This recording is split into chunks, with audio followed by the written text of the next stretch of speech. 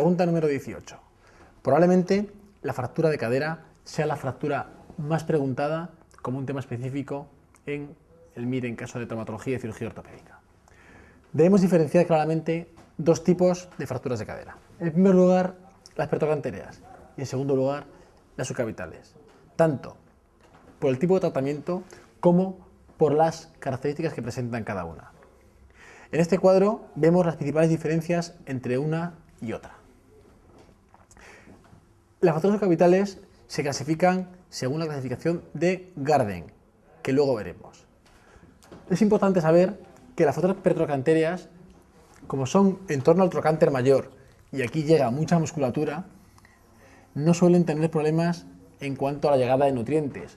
Por tanto, la necrosis avascular es una complicación muy rara. Ellas tienden a la consolidación viciosa, sobre todo si no se intervienen.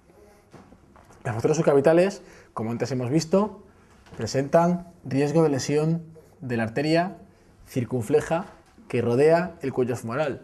Por tanto, la necrosis avascular es la complicación más frecuente de las fracturas subcapitales.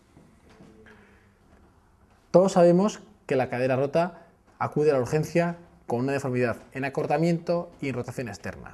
¿Por qué las fracturas pertrocantereas presentan generalmente más deformación que las fracturas subcapitales?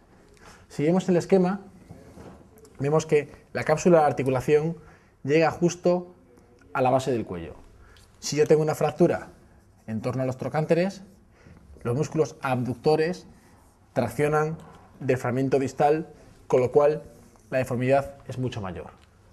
Si yo tengo una lesión a nivel del cuello femoral, la integridad de la cápsula permite que la rotación externa no sea tan marcada. La misma causa es porque el hematoma es más frecuente en unas fracturas y en otras. En las fracturas subcapitales, el hematoma se queda metido en el interior de la cápsula articular. En las fracturas pertrocantereas, el hematoma sale hacia afuera y lo vemos a nivel de la piel. ¿Cómo se tratan ambas fracturas de cadera? Las fracturas pertrocantereas deberían intervenirse quirúrgicamente siempre, incluso aunque la paciente no deambule, ya que es doloroso tener extremos óseos clavándose en la musculatura. ¿Qué ocurre con las fracturas subcapitales? ¿Debemos tratarlas siempre? Bueno, hay un caso en el cual podríamos asumir que no íbamos a hacer nada en una fractura subcapital. Si en el MIR nos ponen una pregunta de una paciente o un paciente muy anciano, con muy mal estado general, que presenta o realiza una vida cama-sillón, es decir, que no deambula, y que presenta una fractura subcapital, la respuesta de no hacer nada, es decir, no intervenir, es aceptada, ya que estas fracturas, en torno a la semana o 10 días, el dolor es tolerable y pueden convivir con la misma. Ahora, el resto de fracturas se tratan de una forma u otra en función de la clasificación que antes hemos visto de Garden. La clasificación de Garden ha sido preguntada en el MIR en varias ocasiones, por lo que es importante conocerla. Presenta 4 tipos de fractura. Las Garden tipo 1 son aquellas en la cual la fractura subcapital está impactada en valgo. Si vemos la disposición de las trabéculas, podemos entender que al cargar el peso, lo que tiende es a una compresión de la fractura y por tanto tiende a la consolidación. El Garden tipo 2 es una fractura sin desplazar. El Garden tipo 3 es una fractura desplazada en la cual tenemos contacto entre los dos extremos fracturarios.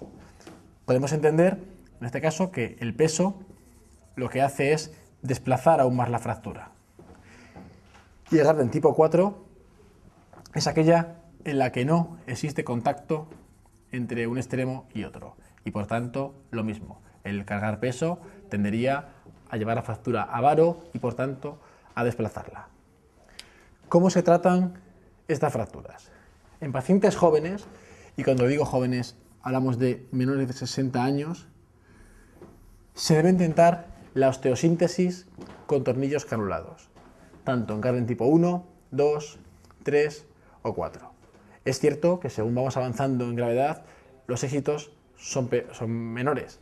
Entonces, Garden tipo 1, 2, 3 y 4 en pacientes jóvenes, osteosíntesis con tornillos granulados. Se asume que la circulación en la arteria circunfleja es suficientemente potente para no haberse lesionado.